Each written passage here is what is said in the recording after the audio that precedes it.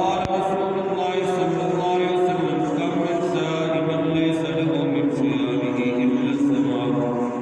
وكم من قائم ليس له من قيامه إلا السهر أو كما قال عليه السلام۔ صحابی رسول حضرت ابو ہریرہ رضی اللہ تعالیٰ عنہ سے روایت ہے، فرماتے ہیں رسول اللہ صلی اللہ علیہ وسلم نے ارشاد فرمایا، جس آدمی نے روزے کی حالت میں بری باتوں کو نہ چھوڑا اور برے کاموں کو نہ چھوڑا، فلیس للہ حاجت، اللہ تعالیٰ کو اس کے کھانا پینا چھوڑنے یعنی بھوکے پیاسے رہنے کی کوئی پرواہ نہیں۔ بے شک وہ صبح سے لے کر شام تک پیاسے دن گزار دے، بھوکا دن گزار دے، جب تک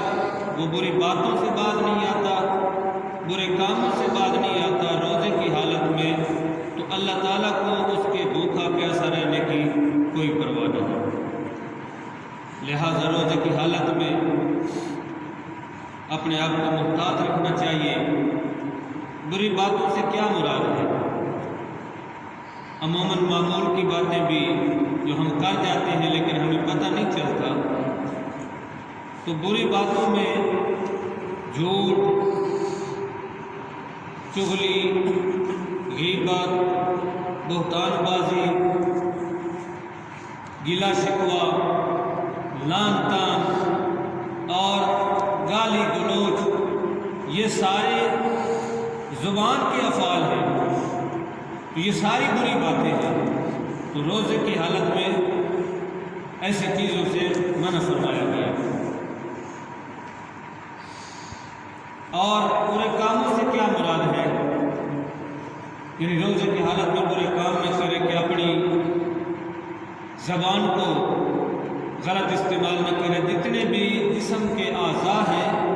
روزے کی حالت میں ان کو محفوظ رکھے، زبان کا غلط استعمال نہ کرے، آنکھوں کو غلط استعمال نہ کرے، کانوں کو غلط استعمال نہ کرے، اس کے پاؤں غلطی کی طرف نہیں بڑھنے چاہیے، گناہ کی طرف نہ اٹھنے چاہیے،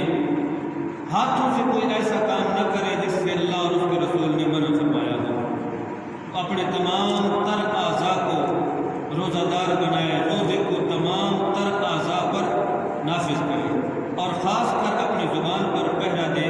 کیونکہ یہ جرم میں صغیر اور جرم میں کبیر ہے۔ مطلب یہ ہے کہ وزن تو اس کا اتنا زیادہ نہیں، یہ چھوٹا سا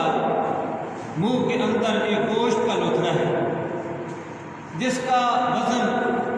چھٹاک 1.5 چھٹاک ہے۔ یہ جرم میں تو صغیر ہے لیکن جرم میں بڑی کبیر ہے۔ چھوٹا سا جملہ بھی انسان کو تخت سے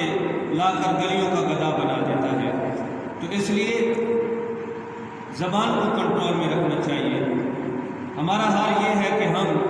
یہ چیزیں عام معمول کے مطابق بھی کرتے رہتے ہیں،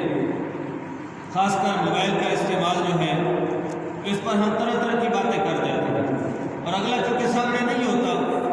لہٰذا اسے طرح طرح کے داؤ پیچ بھی کھیلتے ہیں، بہانے بھی بناتے ہیں۔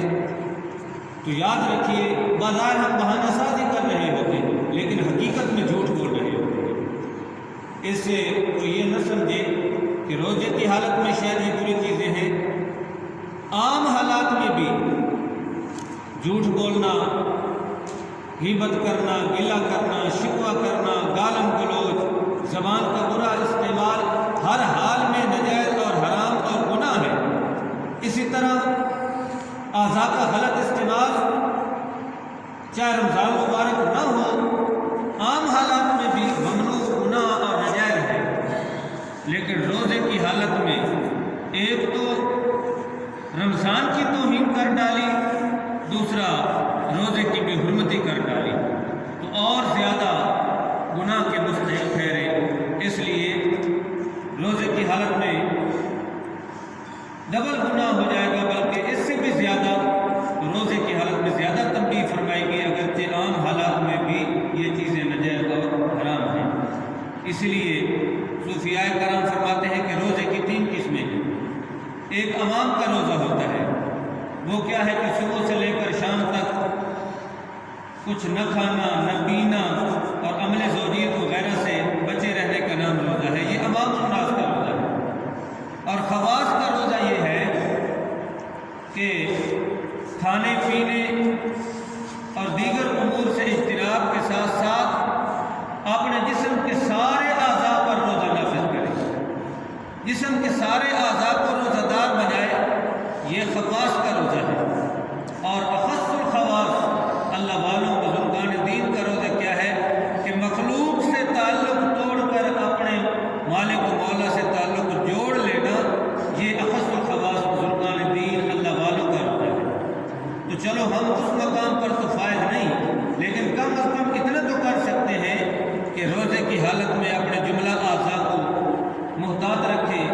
غیبت سے بچیں، چغلی سے بچیں، شکوے سے بچیں، گلے سے بچیں، اپنے ہاتھ پاؤں اور زبان اور کان اور آنکھ وغیرہ کا صحیح استعمال کریں، تو پھر انشاءاللہ العزیز کامل ثواب پائیں گے۔ یہی وجہ ہے کہ حضرت عبداللہ ابن عباس رضی اللہ تعالیٰ عنہ سے دوسری روایت ہے، نبی کریم علیہ الصلوۃ والتسلیم نے ارشاد فرمایا، کم من صائم لیس له من صیامہ الا الظمأ، حضور فرماتے ہیں بتیرے روزے دار ایسے ہیں، بڑے روزے دار ایسے ہیں کہ جن کو سوائے بھوکا پیاسا رہنے کے کچھ نصیب نہیں ہوتا، وہ بھوکا پیاسا رہنے کی مشقت برداشت کرتے ہیں لیکن روزے کا جو ثواب تھا وہ حاصل نہیں کر پاتے۔ اسی طرح رسول اللہ صلی اللہ علیہ وسلم نے ارشاد فرمایا، بتیرے ایسے ہیں جو رات کو جاگتے ہیں، شب بیداریاں کرتے ہیں، تہجد گزاریاں کرتے ہیں، لیکن سوائے رات کے جاگنے کے انہیں کچھ نصیب نہیں ہوتا۔ آخر وجہ کیا ہے؟ رات کو جاگے بھی صحیح، تکلیف بھی اٹھائی، سردیوں کا موسم ہے، سخت سرد پانی سے وضو بھی کیا، مسجد میں آئے، نماز بھی پڑھی، لیکن پھر بھی جاگنے کے سوا کچھ نصیب نہیں ہوتا۔ آخر وجہ کیا ہے؟ تو وہ یہی وجہ ہے کہ اس میں خلوص نہیں ہوتا، للہیت نہیں ہوتی، اور حضور قلب کے ساتھ وہ نماز نہیں پڑھی جاتی، بلکہ لوگوں کے دکھلاوے کے لیے، کہ لوگ مجھے کہیں کہ یہ بڑا شبدار آدمی ہے، بڑا تہجد گزار آدمی ہے، یا روزہ ایسے نہیں لگتا کہ باقی سارے کام کرتے پھرے، صرف لوگوں کے سامنے میں روزہ دار بنا رہوں، لوگ مجھے روزہ دار کہیں۔ تو ایسے روزے سے آپ اس فریضے کو تو پورا کر لیں گے، لیکن اللہ کی بارگاہ سے جو اس کا ثواب حاصل کرنا تھا، کامل ثواب اور جو مقبول روزہ بننا تھا، اس سے آپ محروم ہو جائیں گے۔ اس کی مثال یوں سمجھو جس طرح ایک حقیقی گلاب کا پھول ہوتا ہے اور ایک دکان سے آپ پلاسٹک کے یا کپڑے کے بنا ہوا پھول خرید لیتے ہیں تو دونوں پھول دیکھنے میں، آج کل بازار میں طرح طرح کے بہترین پھول آپ کو دیکھنے میں ملیں گے، جو مسحریوں پہ لگے ہوتے ہیں، گلدانوں میں سجے ہوئے ہوتے ہیں، اور حقیقی اصلی اور نقلی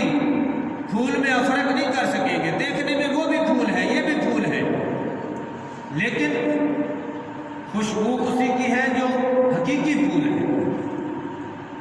اور وہ نقلی پھول خوشبو نہیں دے سکتا۔ بس روزے کی حقیقت یہ ہے کہ بندہ اپنے پورے جسم پر روزے کو نافذ کرے،